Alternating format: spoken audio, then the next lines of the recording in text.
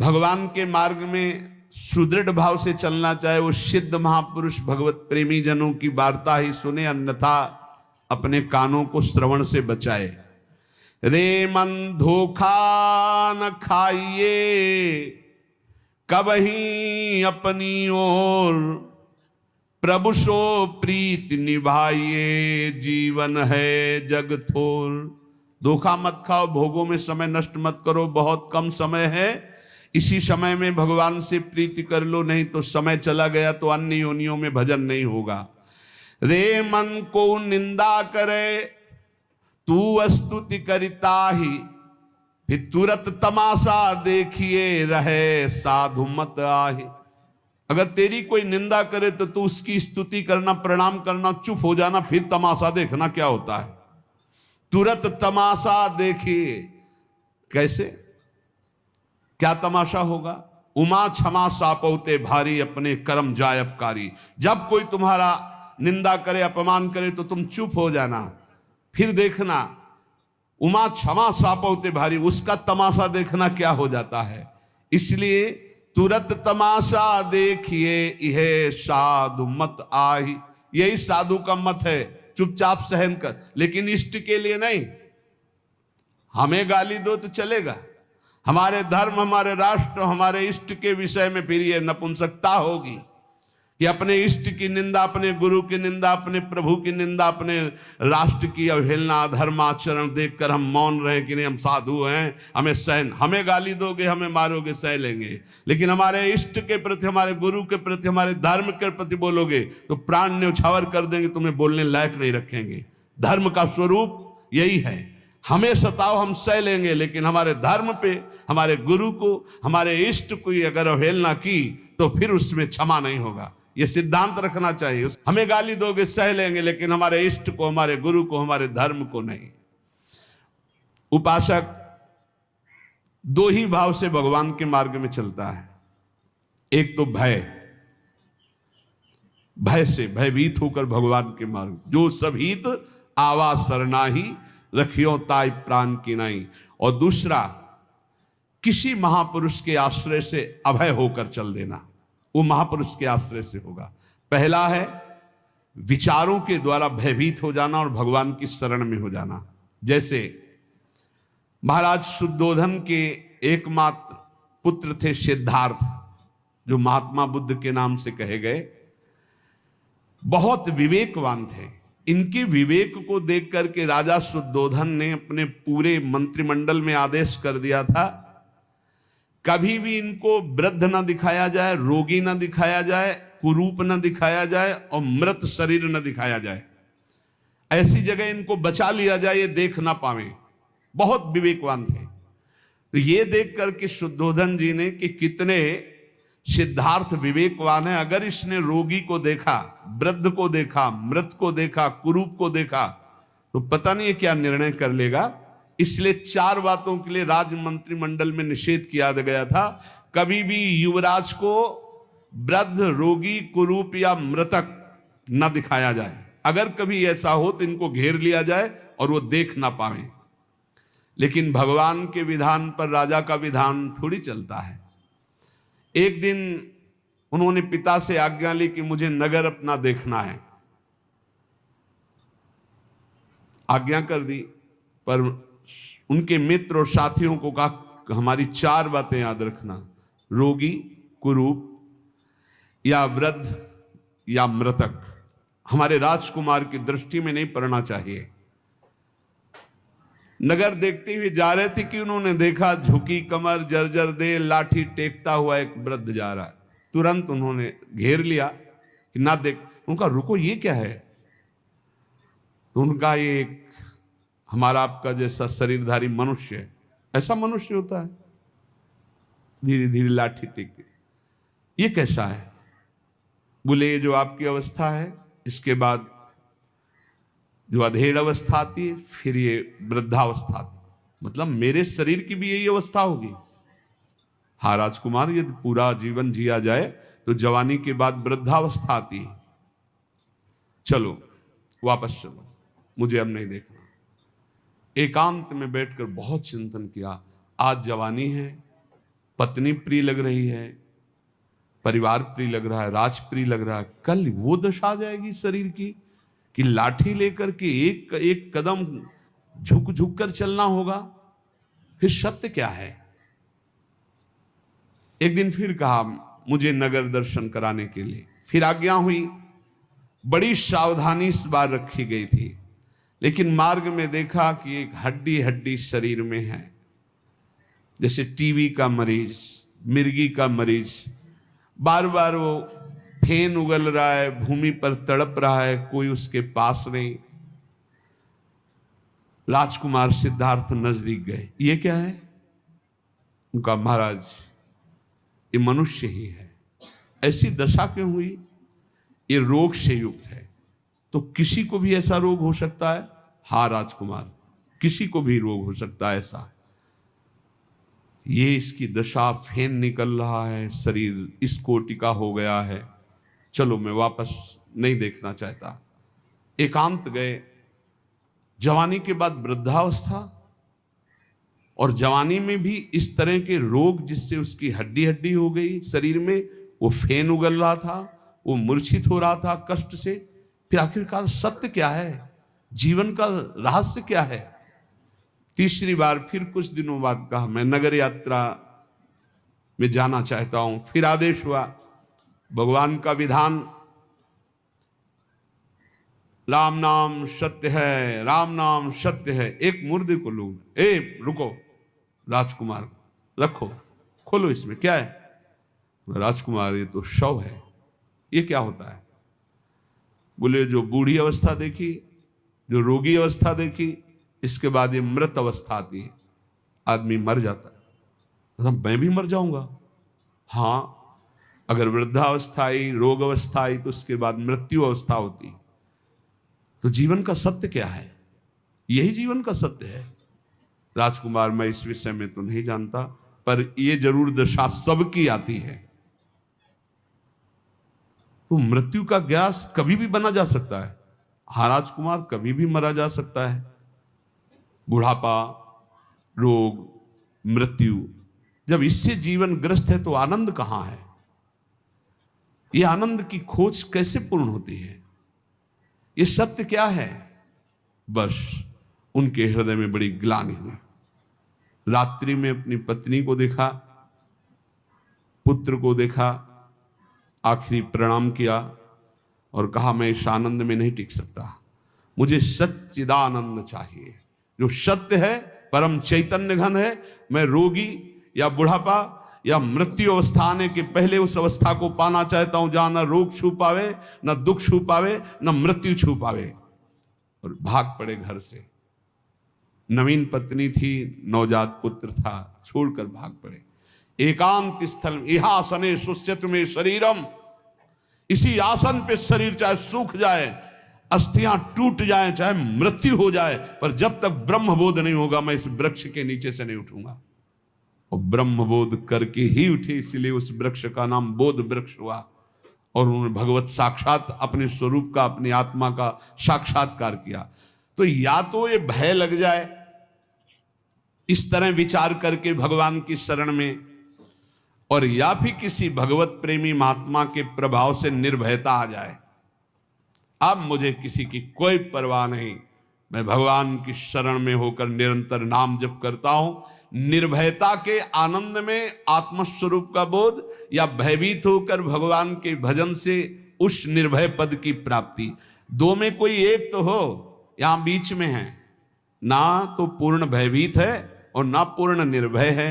इसीलिए संसार के राग में रमे हुए हैं। संत जन कहते हैं एक को स्वीकार करो, या तो भगवान के भक्तों का आश्रय लेकर निर्भय पद, और या भयभीत होकर भगवान की शरण में हो जाओ और अपने स्वरूप का बोध प्राप्त करो। उपासक, जब तक शरीर तुम्हारा स्वस्थ रहे तब तक किसी दूसरे शरीर से अपने शरीर की सेवा मत लो, नहीं तो भगवत प्राप्ति में बाधा पड़ जाएगी। ध्यान दीजिए, बहुत काम की बात है। जरा पानी लाना, नहीं, अगर उठ करके लाने लायक हो तो स्वयं लीजिए, किसी से पानी मत मांगिए। ये अमुक काम करो, बिल्कुल नहीं। अगर ऐसा करते हो तो यहाँ संत महापुरुष निषेध करते हैं। जो दूसरों से अपनी सेवा कराता है, शरीर स्वस्थ होते हुए अपने शरीर की आराम व्यवस्था चाहता है, वो नरक भले प्राप्त कर ले, ब्रह्मबोध तो नहीं प्राप्त कर सकता, ना भजन कर सकता है। नियम लो, जब तक शरीर स्वस्थ है किसी से पानी की भी चाह मत करो। अपना कपड़ा लत्ता, अपनी कार्य व्यवस्था, अपनी दिनचर्या अपने हाथ से होनी चाहिए, किसी का भी सहयोग नहीं। और ऐसा था इसलिए कह रहा हूं कि अब तो भगवत सहारे है, किडनी खराब है तो जैसे प्रभु रखे, नहीं तो भिक्षावृत्ति और अपने दिनचर्या में अन्य संत भगवान की सेवा करना, लेकिन अपनी कभी किसी से सेवा किसी भी तरह की न कराना। अगर पानी भी लाना तो स्वयं लाते थे। अपनी श्री जी की सेवा, अपना कार्य स्वयं करे। पहला ये नियम है भगवत प्राप्ति का, शुद्ध ज्ञान प्राप्ति का। जब तक शरीर स्वस्थ हो तो अपनी किसी भी तरह की कोई सेवा स्वीकार न करे किसी से। दूसरा, किसी भी संसारिक मनुष्य से राग नहीं होना चाहिए। अगर संसारिक मनुष्य से राग करोगे तो अपने शरीर का देहाभिमान पुष्ट रहेगा, जिससे पंच तत्वों में तुम्हारी प्रीता रहेगी, फिर जन्म मरण बना रहेगा। तीसरा, ये शरीरासक्ति ही तुम्हारे जन्म का कारण है, इसलिए इस संसार में जन्म मृत्यु के चक्कर को काटने के लिए शरीरासक्ति का नाश करो। खान पान, भोग विलास, प्रीता, प्रणाम, नमस्कार, ये सब शरीरासक्ति को पुष्ट करते हैं, इनसे बचो। उचित भोजन, उचित जलपान, एकांत सेवन, श्री जी की सेवा, असंगता अपने शरीर से, असंगता अपने, हर समय शरीर का चिंतन होता रहता है, ध्यान से देख लो। इसी के चिंतन को बदलकर प्रभु के चिंतन में जो निरंतर कर देता है वो भगवत प्राप्त हो जाता है। चौथा, मन और चित्त की वृत्तियां संसार में दो ही तरह से जाती है, एक रागात्मक, एक द्वेषात्मक।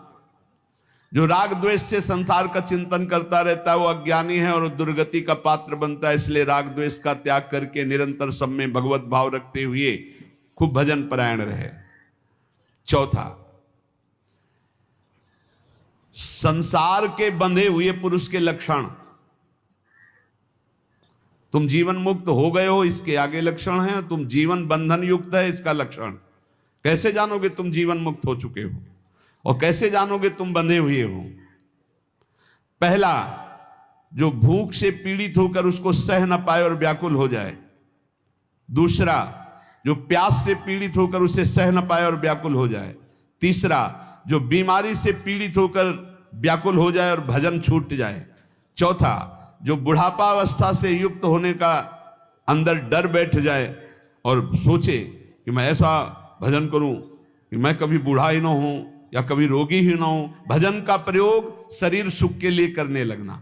राग, द्वेष, मोह, निद्रा में सुख, भयानक चिंताएं, भय, खेद, स्वेद, विस्मय, शोक, मंद, अरति, वो जन्म मरण चक्र को प्राप्त होने वाले बंधन से युक्त पुरुष का ये लक्षण है।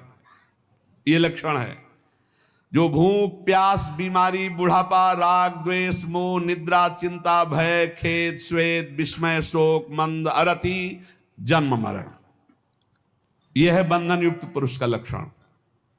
जो बंधन रहित होता है वो भूख से कभी व्याकुल नहीं होता, प्यास से कभी व्याकुल नहीं होता, वो बीमारी से कभी व्याकुल नहीं होता, बुढ़ापे का कोई भय नहीं होता, किसी से राग द्वेष नहीं होता, ना अपने शरीर से मोह, ना किसी के शरीर से मोह, ना किसी तरह की नींद आदि का सुख होता है। नींद में सुख है उसी को मिलता है जो बंधा हुआ पुरुष है। नींद ही नहीं होती ही नहीं। आगे चलकर तमोगुण खत्म हो जाता, नींद ही नहीं होती। जितनी देर पड़े रहो मंत्राकार वृत्ति, समय आया उठो चल दो। चिंता, किस बात की चिंता? जब भगवान हमारे रक्षक हैं, भरण पोषण करने वाले हैं। खेद, किस बात का खेद? जब करता ही नहीं बचा तो खेद किस बात का?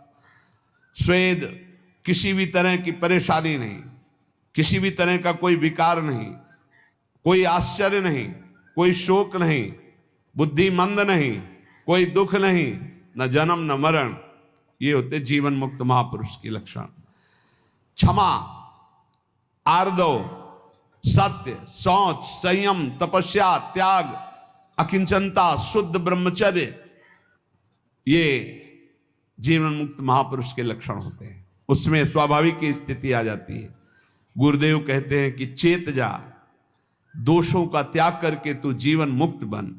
जैसे घीव दूध में रमी रहा व्यापक सब ही ठोर, दादू बकता बहुत है मथ काढ़े ते और। जैसे दूध में घी है पर वो प्रक्रिया से निकलेगा, ऐसे नहीं निकलेगा। ऐसे ही कोई गुरु कृपा पात्र, तर्क करना तो लोगों को बहुत आता है। सत्संग में एक बार कहा था कि जब आपको भगवत प्राप्ति होगी तो किसी के प्रमाण की जरूरत नहीं पड़ेगी, आपका हृदय बता देगा। तो किसी ने प्रश्न किया, सुखदेव जी को तो प्रमाण की जरूरत पड़ी, वो जनक जी के पास गए, वो आपने तो कहा प्रमाण की जरूरत नहीं, तो सुखदेव जी ने गुरु बनाया था क्या किसी को? अभी तो पैदा हुए थे, नार व्यवहार के सहित चले थे, और जब अपने स्वरूप का बोध हुआ तो प्रमाण कौन दे कि यही ब्रह्म तत्व है? लेकिन यहां तो प्रारंभ ही गुरु कृपा से होता है। यहां गुरु कृपा से ही प्रारंभ होता है, बिना गुरु कृपा के कोई साधन ही नहीं चलता।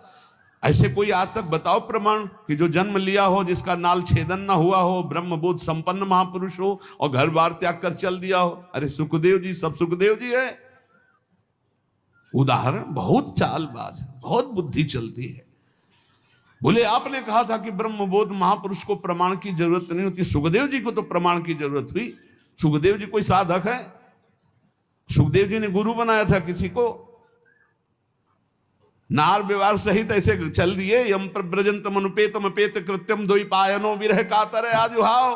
पीछे पीछे द्वैपायन भगवान व्यासदेव जी हा पुत्र पुत्री तन्मय तया तरो भिने दुस्तम सर्वभूत हृदयम मुनि मानतो। उसमें एक बार मुड़ के नहीं देखा, सुको हम वृक्षों से निकलने लगा। पर जब ब्रह्मबोध महापुरुष को लगा कि क्या ये जो हमारी स्थिति यही पूर्ण स्थिति है। अब ये कैसे आया? क्योंकि गुरु नहीं बनाया। तो गुरु के बिना पूर्णता कैसे होगी? तो जाना पड़ा गुरु जी के पास, और यहां तो शुरुआत ही गुरु जी से होती है। अगर कोई परमार्थ का साधक है तो वो गुरु प्रदत्त नाम मंत्र से, तो गुरु हृदय में बैठ के बता देगा यही स्थिति है। इसीलिए कहते तुम्हें किसी और से प्रमाण की जरूरत नहीं, क्योंकि गुरु मंत्र मिल गया है। क्या कहा जाता है? गुरु मंत्र, मतलब गुरु ने अपना सारा स्वरूप दे दिया। नाम सुकृत धन अपनी जीवन अतिहित मान देत वरदान।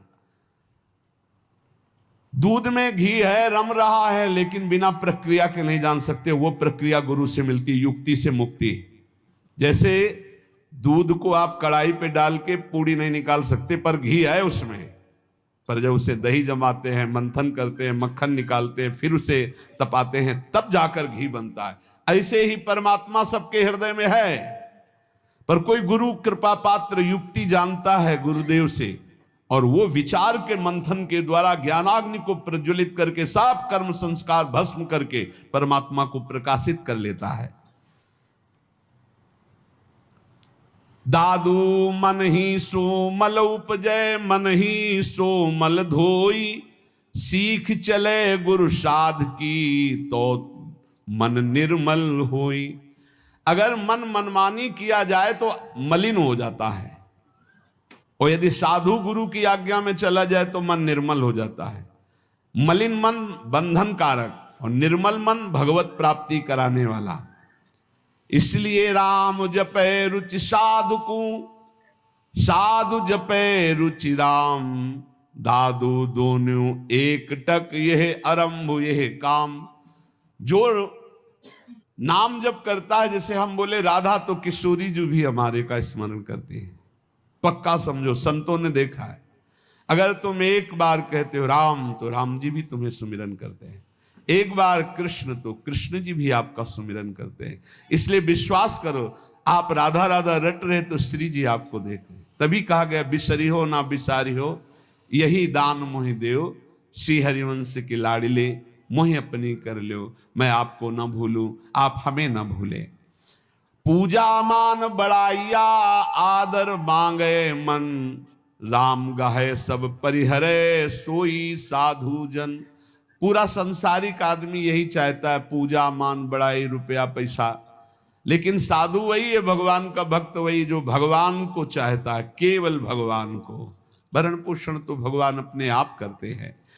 विष सुख माही रमि रहा माया हित चित लाई, सोई संत जन उबरे स्वाद छोड़ गुण गाई। सब विषय सुख की चाह करते हैं, भगवान की चर्चा करने पर भी प्रवचन करना, उपदेश देना, सबका परिणाम यही मांगना, रुपया पैसा भोग सामग्री। कह रहे हैं वही संत है, वही भक्त है जो सब वस्तुओं का मोह छोड़कर भगवान से मिलना चाहता है, भगवान की गीत गाकर भगवान की प्रसन्नता।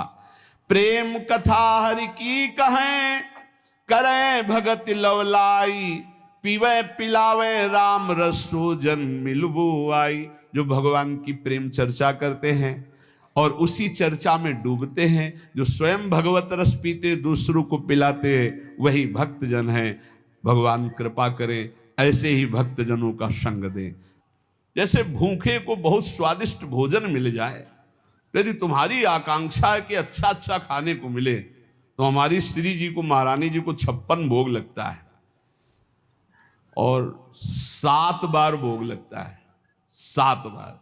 यार जिनके श्री चरणों में महावर लालजू लगाते हैं, लालजू के चरण रखने की चौकी को ब्रह्मा शंकर सनकादि वंदना करते। ध्येयम सदा परिभवग्नम अभीष्ट दोहम तीर्थास्पदम शिव विनंचिनुतम शरण्यम। ये क्या क्या चाहिए, क्या प्रभु ऐसे करुणा में क्या चाहिए। जब हम कह रहे ना गुस्सा है, तो हमारी स्वामी जी मुस्कुरा रहे, चुप रहे, बच्चों की बात में नाराज होता है। बच्चे ही तो है, बच्चे ही हैं, इसलिए हम कुछ भी गुस्सा में जैसे बोलते भी हैं तो हमारी श्री जी कहती चुप, कुछ नहीं होगा, वो और आनंद में रहेगा। ऐसी स्वामी जी अभी अभी आए ये बात, श्री जी हमारी जानते हो क्या बोली है, और आनंद में रहेगा। क्यों कि मेरा दयालुता और कृपालुता के स्वभाव का क्या फल हुआ।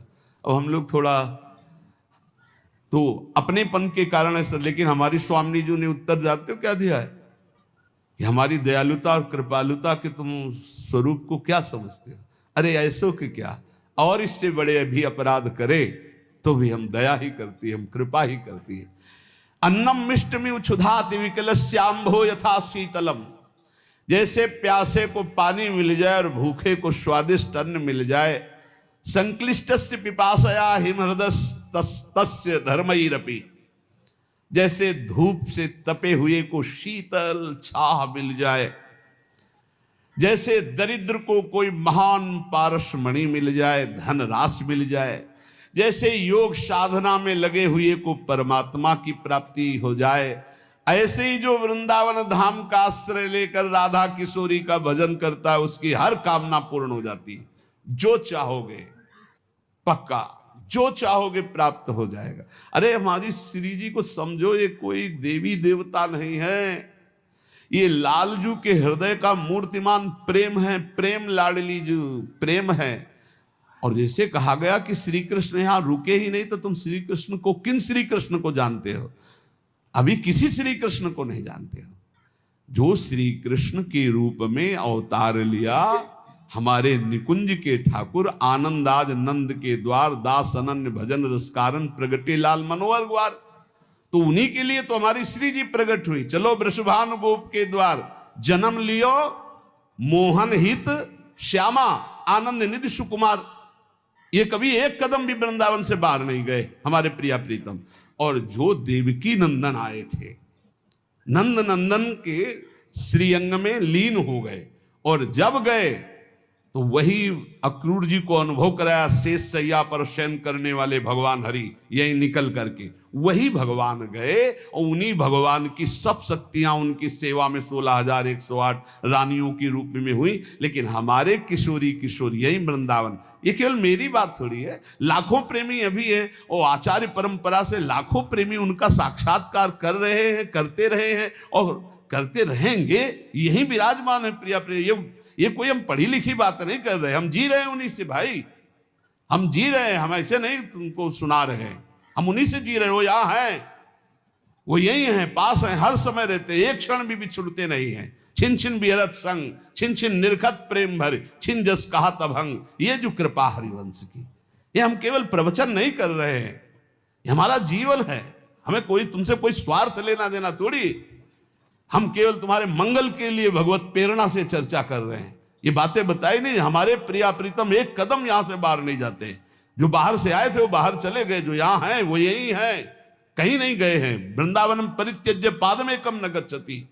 और वही हमारे प्रियाजू के प्रीतम हैं, वही राधापति हैं। श्री लाडली लाल जी के विषय में जानना है तो रसिको, भगवत रसिक रसिक की बातें रसिक बिना को समझ सके ना। श्रीपाद प्रबोधानंद जी महाराज कह रहे हैं, श्री वृंदावन धाम में नाना शक्ति प्रकटयति यो चिंत नाना तनुभीर। जो शक्ति तुम्हें जागृत करनी, ये भूमि महान ताकतवर है, उस शक्ति को जागृत कर सकते हो जो शक्ति चाहते हो। आप भागवतिक शक्ति में प्रेम चाहते हो, भक्ति चाहते हो, ज्ञान शक्ति, जो चाहोगे वो तुम्हें वृंदावन प्रदान। यहां की साधना में बड़ा जोर है, बहुत जोर है। पर हम आपको फिर प्रार्थना कहते हैं कि आगे समय ऐसा आता जा रहा है कि शुद्ध मार्ग अपहृत होता चला जाएगा, भगवान की भक्ति का मार्ग अपहृत होता चला जाएगा। अब ऐसी ऐसी छोटी छोटी टुकड़ियां बन रही हैं धर्म को लेकर के, बांट बंटवारा करके, कि अपने ही धर्म की अवहेलना की जा रही है, अपने ही भगवान की मान्यता को मिटाया जा रहा है। बहुत से तो ऐसे अपवित्र हृदय के हैं कि भगवान के स्वरूप को, भगवान के अवतार को, भगवान की लीलाओं को ही नहीं मान रहे। पता नहीं कौन सा ज्ञान जागृत हो गया है। बहुत जल्दी कलिकाल का आगे विकराल रूप आने वाला है। ये थोड़े समय के लिए है, ये बीच का जो अभी समय आया है, ये कुछ ही समय समझ लीजिए कि जैसे पीछे 100 तो आगे बहुत बहुत 100 वर्ष और समझ लीजिए। इसके बाद जो आतंक शुरू होगा वो भजन के बहुत विपरीत होगा। भजन नहीं कर सकते आप, सुना नहीं जाएगा, जिया नहीं जाएगा। ऐसी ऐसी बातें, ऐसा ऐसा प्रपंच मानसिकता में बैठ जाएगा, क्योंकि अधर्माचरण हो रहा है ना।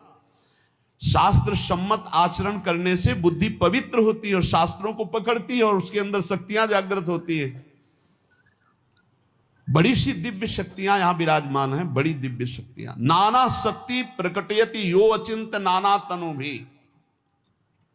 कौन सा कार्य ऐसा है जो ऐसे दुर्लभ हो? बस ये नाशवान शरीर बाल्यावस्था से इसी के राग को काटने के लिए परमार्थ में चले थे, और उसी को राग को, तो उसको राग को पुष्ट करना है। कौन सी शक्ति ऐसी है जो है नहीं? कौन सी तिथि तारीख मिनट, जैसे लोग कह देते ना कि अमुक तारीख को यज्ञ कर रहे हैं, सब बकवास कर दिए। हम कह रहे हैं कि अगर तिथि तारीख और मिनट दे दे तो अगला मिनट नहीं जाएगा। वो मिनट तभी पूरा होगा जब पूर्ण हो जाएगी जो बात। ये कोई खिलवाड़ की बात नहीं है। राधा नाम में अपार सामर्थ्य विराजमान है। वृंदावन धाम में नाना शक्ति प्रकटयति वो अचिंत नाना तनु भी। कोई भी दुर्लभता नहीं। एक बात इसमें कि एक साकरी गली है प्रेम की, जिसमें प्रवेश हुआ जाता है तो साफ छोड़ करके निकला जाता है। लेकिन ऐसा ना समझे। एक बार श्री सदगुरुदेव भगवान ने कहा था कि ऐसा ना समझे, जब दास उदास हो जाता है तो उसके स्वामी की अचिंत शक्तियां अपने आप काम करने लगती हैं। इसलिए दासों से बहुत होश से रहना चाहिए। इष्ट के विषय में जब कभी बोलने की बात हो तो सोचना चाहिए इस इष्ट के अनेकों व्यक्त और अव्यक्त दास है।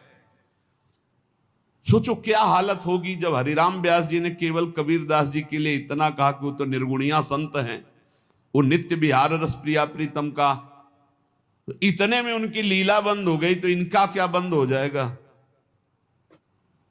इनका क्या हो जाएगा? जो लोग भगवान की वचनों से निंदा करते हैं, अवहेलना करते हैं, तो भगवान तो करुणा निधान, लेकिन उनके भक्तों को जो ताप पहुंचता है उस ताप का हिसाब कौन देगा? ये ना समझा जाए कि भगवान के भक्तों में शक्ति नहीं है। अनंत शक्ति संपन्न भगवान का दासत्व स्वीकार किए, पर वो एक मार्ग है जहां एक शर्त रखी गई है। किसी भी शक्ति का प्रयोग, किसी भी सिद्धि का प्रयोग किया तो इस मार्ग से हट जाओगे। इसलिए चुप, पिट भले जाएं, गाली भले खा ले, सब कुछ सह करके वो सीधे प्रभु की प्राप्ति के मार्ग में चलते हैं। नहीं तो श्रीपाद कह रहे नाना शक्ति प्रकटयति यो अचिंत नाना तनु भी। एक साथ अनेक रूप धारण करने की सामर्थ्य होती है भगवत भक्त में। एक ही समय में अनेक जगह में तन धारण करके नाना शक्तियां उसके अंदर जागृत हो। आप नाम जप करके तो देखो, भगवान के चिंतन में तो देखो अपार शक्ति है। श्री स्वामी मग्नानंद सरस्वती जी कई बार ऐसी जगह पकड़े गए कि जो आश्रम में भी थे और अपने भक्तों के समीप भी थे, तो कहा स्वामी जी आप तो कल वहां थे। तो शिष्यों ने कहा नहीं, कल तो कहीं गए नहीं, यहीं थे। ऐसी शक्तियां प्रकट हो जाती हैं भगवान नाम जप में, भगवत आराधना में। नाना अवस्था दद दुर्विधान योभिर्वैर दृशौघाम। असीम प्रेम, असीम रूप माधुरी, असीम भाव, असीम रसधारा सब इसी नाम में विराजमान है। जो राधा राधा राधा रटते हैं, असीम शक्ति जागृत हो जाती है। वो जो योग से सिद्धियां प्राप्त होती हैं वो राधा नाम में। श्री राधा किंकरी नाम लोठत चरणों अद्भुता सिद्ध कोटि। कभी किसी के द्वारा ये कहे जाने पर राधा नाम या राधा तत्व पर तुम्हें किसी को भी कोई संशय हो तो वृंदावन धाम में आना, श्री जी के चरणों के दासों से पूछना, तो तुम्हारा संशय निवृत्त हो जाएगा। ये बाहरी लोग श्री जी के विषय में, राधा नाम में, राधा महिमा में ये अनभिज्ञ हैं। कोई अगर जानता है तो किसी रसिक से मिलकर जानता है, अन्यथा नहीं जानता है। अंके पंके रुहवर मुखिम नित्यमेवं स्फुरंती प्रेमार्दात्मा पुलिक तनुर्लालयन हृष्ट रोमा कुर्वन् कांचिन्नव नवरतिम भिक्षुतुम चित्रगोष्ठीम वृंदारण्यम व्रतति निलये भाति राधा विलासी। श्री कृष्ण चंद्रजू कभी श्री किशोरी जी के श्री चरणों को देखते, कभी श्री मुखारविंद को देखते हैं, कभी प्रेमार्ध चित्त होकर पुलकित होकर अश्रु प्रवाह करते हुए श्री जी के श्री चरणों का लालन करते। देखो कैसी हमारी श्री जी। कभी अपनी गोद में विराजमान करके हृदय से लगाकर अश्रुओं से श्री जी को अभिषिक्त करते हैं। ऐसे राधाशक्त, ऐसे राधाधीन, ऐसे राधा विलासी श्री श्याम सुंदर का जो वृंदावन की लता गृह में विराजमान है, हम आराधना करते हैं। राधा आराधन तत्पर श्री लालजू की, श्री राधा आधीन श्री लालजू की हम आराधना करते, जो हमारी श्री जी के प्रेम में अश्रु बहाते हुए उनके चरणों का लालन करते हैं और अपने गोद रूपी आसन पर विराजमान करके अश्रुओं से अभिषिक्त करते हैं। संत वाणी। भगवत प्रेमी महात्माओं के वचनों के श्रवण से भगवत विरोधी भावों का नाश हो जाता है। मनुष्य जीवन का एकमात्र लक्ष्य प्रभु की प्राप्ति, उसका उपाय स्मृति, अखंड स्मृति। सब कुछ भूल जाएं, एकमात्र प्रभु का चिंतन करें। इसलिए सबसे प्रार्थना है, ऐसे लोगों से ना मिला जाए जिनसे हमारी भक्ति छीन हो, ऐसे प्रवचन न सुने जाए जो हमारी भक्ति, हमारी आस्तिकता की जड़ों को काट दे, और बहुत सावधानी पूर्वक सत्संग किया जाए। तस्मात् शास्त्रम प्रमाणम, शास्त्र प्रमाणित सत्संग सुना जाए, नाम जप किया जाए। और जहां धर्म विरुद्ध वार्ता हो वहां जाओ मती, जहां भगवत विरुद्ध वार्ता हो वहां से उठ के चल दो। ऐसे लोगों से हमारा कल्याण नहीं होना, जिनको कोई भगवान से मतलब नहीं है, कोई भक्ति से मतलब नहीं, केवल रुपया पैसा दिखावा संसारिक, इससे लाभ नहीं होना। भक्ति का रंग नहीं आने वाला। मनोरंजन भले खड़े होकर के कर लो प्रश्नों उत्तर, लेकिन आनंद की अनुभूति नहीं होने वाली। बहुत कम समय है, मनोरंजन में नष्ट नहीं करना। एक एक क्षण नाम जप करते हुए सावधानी पूर्वक चलो तो प्रभु के पास पहुंच जाओगे। और आगे ऐसा समय आने वाला है, बार बार कह रहा हूं, जिसमें भक्ति नहीं बनेगी, भगवान की प्राप्ति होने में बहुत बाधा खड़ी हो जाएगी। अभी कुछ ऐसा समय है, नाम जप कर लो और निकल चलो। इस समय हवा चली है भगवत प्राप्ति की, निकल चलो, बहुत बढ़िया अवसर है। नहीं पीछे ऐसा समय था, रामकृष्ण हरि बोले तो गला काट दिया जाए, यही काट दिया गया वृंदावन में। आगे भी ऐसा समय आएगा कि प्रवचन नहीं कर सकते, नहीं बोल सकते। जैसे अब वर्णा आश्रम धर्म व्यवस्था में नहीं बोल सकते आप, ऐसे आगे आएगा भगवान की चर्चा नहीं बोल सकते, आएगा। कलिकाल का ऐसा प्रभाव बढ़ेगा। ये मत सोचो कि इस जन्म में नहीं तो अगले जन्म में हो जाएगी, इसी जन्म में भगवत प्राप्ति करो। अगला समय बहुत घोर आने वाला है जिसमें भगवत प्राप्ति नहीं कर पाएंगे, इसलिए खूब नाम जप करो, नाम कीर्तन करो, भगवत लीला कथा गाओ, भगवत लीला कथा सुनो। शेष चर्चा आगे। श्री राधा वल्लभ लाल की जय।